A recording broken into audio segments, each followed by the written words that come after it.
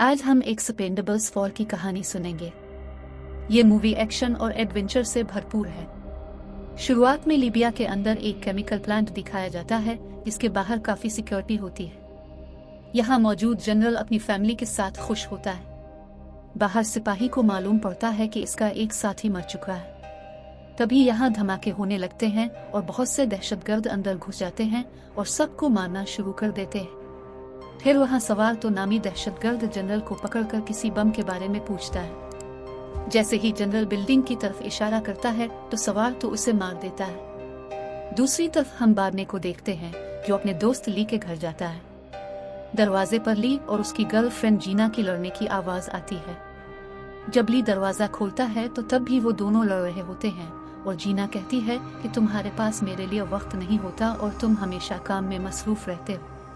बारने कहता है कि क्लब में मेरी अंगूठी गुम गई है जिसे ढूंढने के लिए ली को मेरे साथ जाना होगा। ये सुनकर जीना गर्म हो जाती है और दरवाजा बंद कर देती है। अब बारने और ली क्लब में जाते हैं जहां ली पूछता है कि तुम्हारी अंगूठी किसने ली है। बारने कहता है कि यहाँ के सबसे बड़े गुंडे ने ली है। फिर ली काउंटर पर पूछता है कि हमें हमारी अंगूठी वापस चाहिए, मगर वो लोग कहते हैं कि तुम्हें इसके लिए हमसे लड़ना पड़ेगा। तभी बहुत से गुंडे वहां आते हैं और ली बारने से इजाजत लेकर एक्शन करता है और उन सबको धो डालता है। अब एक लंबू ली को हाथ से उठा लेता है जिस पर बारने गोली मारता है, मगर लंबू बारने को ही मारने आता है। फिर बारने इसे उठाकर जमीन पर पटक देता है और ये लोग अंगूठी वापस कर देते हैं। दूसरी तरफ सवार तो और उसके लोग लड़ रहे होते हैं और सबको मार रहे होते हैं। सवार तो बिल्डिंग के अंदर दाखिल होता है और सबको मारने के बाद वो बम की तरफ जाता है। अब हम CIA के अड्डे पर सब एक्सपेंडेबल्स को एक साथ देखते हैं जहां बारने नए मेंबर का तारुफ देता है और नए मिशन के बारे में बताता है। तभी वहां CIA सीनियर मार्श आता है और सवारतों के बारे में बताता है। कहता है कि तुम सब ने इस दहशतगर्द को एक केमिकल प्लांट में बम चोरी करने से रोकना है। फिर तमाम एक्सपेंडेबल्स लीबिया की तरफ निकलते हैं और 3 घंटे में वहां पहुंच जाते हैं। लेकिन इसी वक्त सवारतों के लोग उनके जहाज पर हमला कर देते हैं। अब बारने जहाज को एक जगह लैंड करता है और फिर सब अपनी गाड़ियों के साथ जहाज को छोड़ देते हैं। बारने जहाज को उड़ाता है और दुश्मनों से बचने लगता है। इस वक्त तक सवार तो वहां से न्यूक्लियर बॉक्स चराकर निकल रहा होता है। गनर नामी एक्सपेंडेबल इस पर दूर से निशाना लगाता है, लेकिन वो चौंक जाता है और सवार तो वहां से निकल जाता है। फिर ली सवार तो पर फायरिंग शुरू कर देता है। ली और गनर दोनों मिलकर दुश्मन की गाड़ियों को उड़ा देते हैं और दोनों आगे बढ़ते हैं। अब बारने के जहाज पर मिसाइल हमला होता है और जहाज क्रैश होने लगता है। तभी सवार तो स्नाइपर से जहाज की गोली मारता है और एक धमाके के साथ जहाज क्रैश हो जाता है। अब ली जहाज की तरफ भागता है और सवार तो मौका पाकर भाग जाता है। ली देखता है कि बारने मर चुका है और उसकी लाश मुकम्मल तौर पर जल गई होती है। अगले रोज सब एक्सपेंडेबल्स एक बार में इकट्ठे होते हैं और बारने के जले हुए हाथ को देखकर उसे याद करते हैं। अब जीना वहां आती है और कहती है कि वो भी बारने के मरने से दुखी है। फिर माश भी वहां आता है। दरअसल वो जीना का भी बास होता है और वो कहता है कि जो होना था वो हो गया, लेकिन अब सबको बारने का मिशन खत्म करना है। ली तो मिशन करने से इनकार कर देता है, मगर उसके दूसरे साथी मिशन करने पर राजी हो जाते हैं और ली बारने की अंगूठी लेकर वहां से निकल जाता है। अब ली किसी के पास बॉडीगार्ड के तौर पर काम करने लगता है, मगर वहां इसका झगड़ा हो जाता है। वो ये भी समझ आता है कि ये काम उसे जेब नहीं देगा। फिर वो बारने की अंगूठी देखता है और जीना के घर जाता है। ली जीना को मिशन पर साथ जाने का बोलता है। जीना कहती है कि हम कल सुबह रवाना होने वाले हैं और हम तुमको साथ नहीं ले जा सकते। हाँ, अगर तुम खुद को साबित करो तो मैं उसके बारे में सोच सकती हूँ। फिर ली हाँ कहता है और वो दोनों लड़ने लगते हैं। अब एकदम से जज्बात बदल जाते हैं और दोनों एक दूसरे को खुश करने में लग जाते हैं। फारिग होकर ली कहता है कि बारने हमेशा से मेरा अच्छा दोस्त रहा है और अब उसकी गैर मौजूदगी को समझ नहीं पा रहा हूँ और मैं टीम में शामिल होना चाहता हूँ। जीना कहती है कि तुमको ऑफिशियल तौर पर अपने साथ नहीं ले जा सकती। यहाँ ली जीना को चाकू देता है और कहता है कि उसे अपने पास रख लो। अगले दिन ली चाकू में लगे ट्रैकर से उनकी लोकेशन देख लेता है और उनके पीछे थाईलैंड जाता है।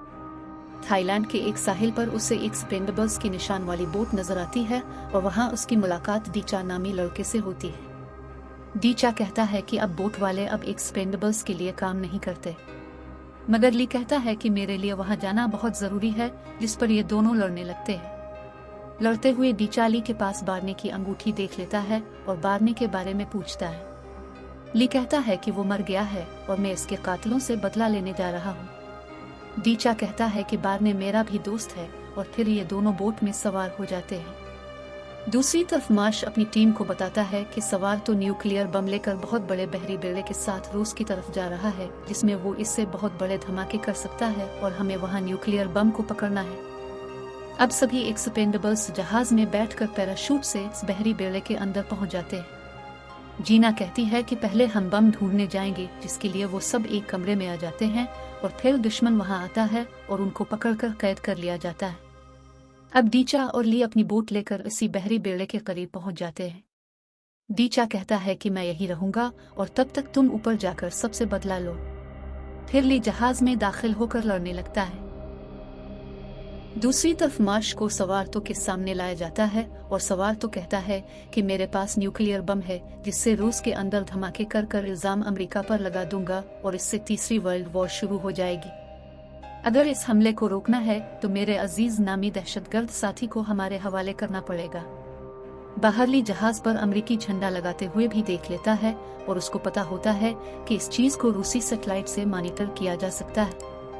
उधर सवार तो अमेरिकी कोऑर्डिनेटर से राब्ते में होता है कि तब तक ली मजीद गुंडों को ठिकाने लगाता है।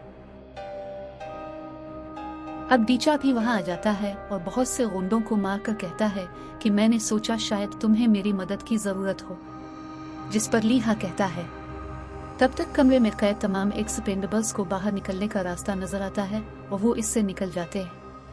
लेकिन जैसे ही वो बाहर निकलते हैं तो कुछ गुंडे उनको पकड़ लेते हैं और फिर डीचा और ली सब गुंडों को मारकर उन्हें बचा लेते हैं। यहाँ जीना और ली एक दूसरे को देखकर खुश हो जाते हैं। अब ये लोग बम को ढूंढते हैं और देखते हैं कि सवारतो ने न्यूक्लियर पर 30 मिनट का टाइमर लगा दिया होता है।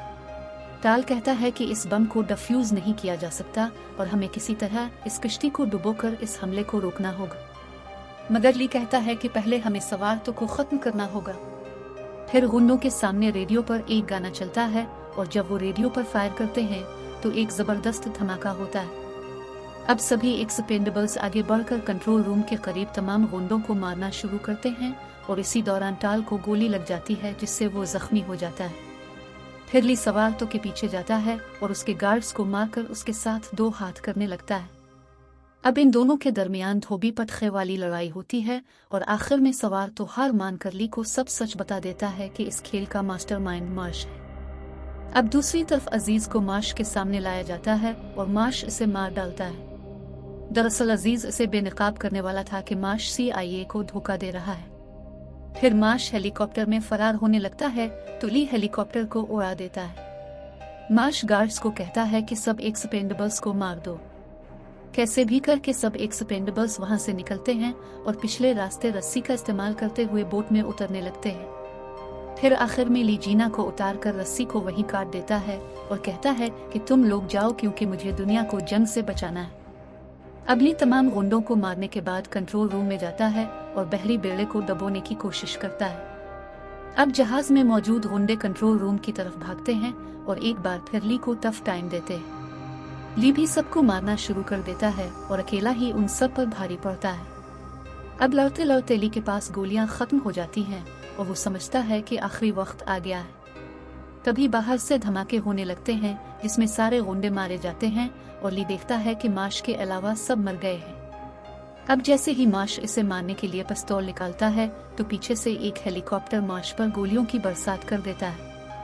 इस हेलीकॉप्टर में बारने होता है, जिसे देखकर ली हैरान हो जाता है और उसके साथ हेलीकॉप्टर में बैठ जाता है। कुछ दूर जाकर बारने मिसाइल से पूरे बेड़े को उड़ा देता है और जहाज पानी में डूब जाता है। फिर वो बताता है कि CIA को 5 साल से मार्श पर शक था कि वो गद्दार है, इसीलिए मैं इसके साथ काम कर रहा था और मुझे इस बारे में सब कुछ जानना था, इसलिए मैंने मरने का ड्रामा किया। इतने में पानी के नीचे डूबे जहाज में न्यूक्लियर धमाका होता है, जिससे समंदर में तूफानी आ जाती है। कुछ दिनों बाद तमाम एक्सपेंडेबल्स बार में जमा होते हैं और वहां बार में सबके काम की तारीफ करता है। जीना भी वहां पहुंचती है और इन दोनों को एक साथ देखकर खुश होती है। हिरली और बारने के जले हुए हाथ को देखता है और पूछता है कि वो जिंदा कैसे बच गया, जिस पर बारने बताता है कि मैंने पहले ही एक ऐसे शख्स की लाश जहाज में रख दी थी जो मेरे जैसा दिखाई देता था, और मैंने इसे अपनी अंगूठी पहनाकर पैराशूट से जहाज से छलांग लगा दी। इस बात पर दोनों हंसने लगते हैं। दोस्तों, अगर आपको ये वीडियो अच्छी लगी तो हमारे चैनल को सब्सक्राइब करें और घंटी के निशान को दबाएं ताकि हमारी आने वाली वीडियोस आपको सबसे पहले मिल सके। वीडियो देखने का शुक्रिया।